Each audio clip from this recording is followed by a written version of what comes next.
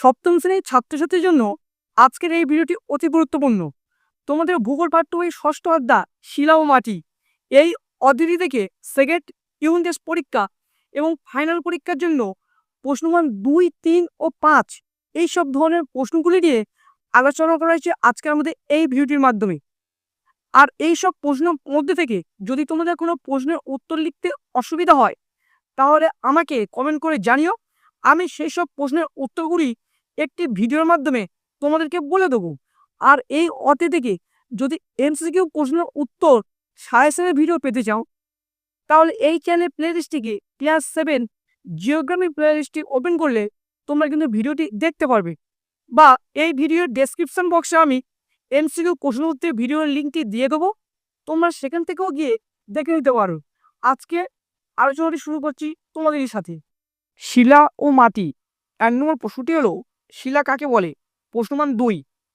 2 নম্বর প্রশ্নটি হলো আগ্নেয় শিলাকে আদি শিলা বা প্রাথমিক শিলা বলা হয় কেন? প্রশ্নমান 2।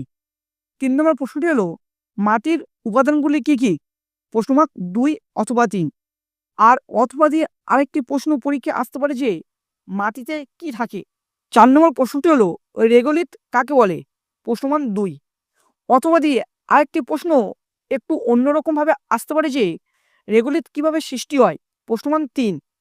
5 নম্বর প্রশ্নটি হলো শিলা থেকে কিভাবে মাটির সৃষ্টি হয়? প্রশ্নমান 3। 6 নম্বর প্রশ্নটি হলো মাটির সৃষ্টির নিয়ন্ত্রকগুলি লেখো। প্রশ্নমান 5।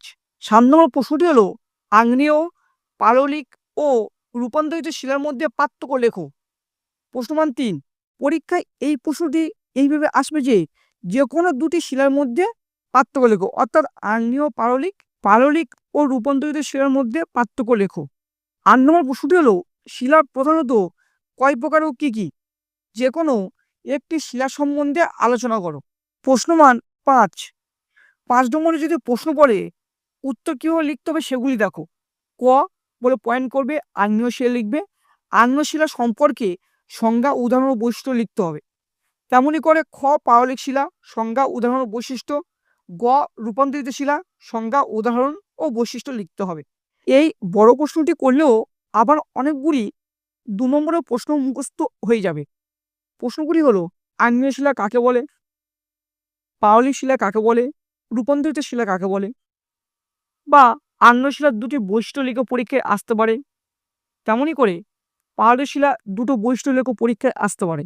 এইভাবে কিন্তু তোমরা খুব সুন্দরভাবে এই প্রশ্নটির উত্তর কিন্তু মুখস্থ করে নিও। এখান থেকে বিভিন্ন রকমভাবে তোমাদের পরীক্ষায় প্রশ্ন আসতে পারে। 9 নম্বর প্রশ্নটি হলো পলিমাটির নানা রকম ব্যবহারগুলি আলোচনা করো। প্রশ্নমান 3। 10 নম্বর প্রশ্নটি হলো এঁটেল মাটি, বেলে মাটি ও দোআঁশ মাটির বৈশিষ্ট্যগুলি লেখো। 2+2+2 এই প্রত্যেকটি প্রশ্ন কিন্তু পরীক্ষায় আলাদাভাবে আসবে। কিভাবে আসবে? যে এঁটেল মাটির দুটি বৈশিষ্ট্য লেখো, অথবা বেলে মাটির দুটি বৈশিষ্ট্য লেখো, অথবা দোআঁশ মাটির দুটি বৈশিষ্ট্য লেখো। এইভাবে কিন্তু পরীক্ষায় তোমাদের আসবে। সেই রকম করে কিন্তু তোমরা মুখস্থ করে যেও।